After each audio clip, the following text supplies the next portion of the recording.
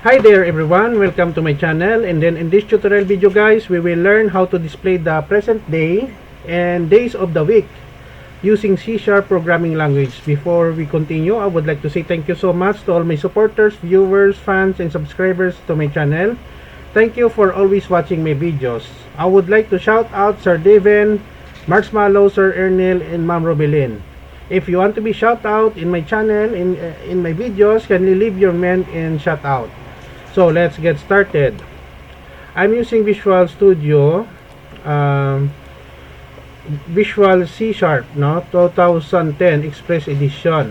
Okay, so one of the things that I have learned about C#, there are so many built-in libraries that makes programming much easier and much faster.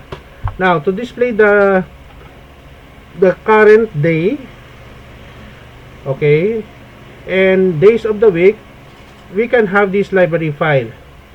Day of week, today is the object, equals daytime dot today dot day of week, no?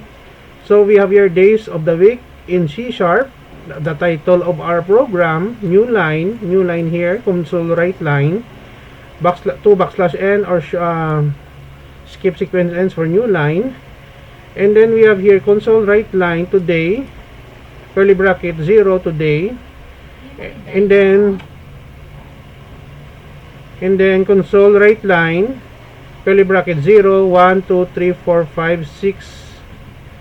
Okay, so we have here day of the week Monday, day of week Tuesday, day of week Wednesday, day of week Thursday, day of week Friday, day of week Saturday, and day of the week Sunday. And then console read key to display, no? So, and then we close. Don't worry guys, because I will put a link in the video description where you can download the complete source code for free in my two websites. Okay, so let us check for syntax error and run our program. Click the play button. So we have here the output. Days of the week in C#, today is Tuesday. So we have Monday, Tuesday, Wednesday, Thursday, Friday, Saturday, and Sunday. Okay, so this is the end of our tutorial video. I hope that you have learned something new in this tutorial video, no, on how to display the days of the week using C# programming language. Don't forget to like, share, and please support my channel guys by clicking the subscribe button. See you in the next video tutorial guys. This is your friend Jake saying bye bye for now.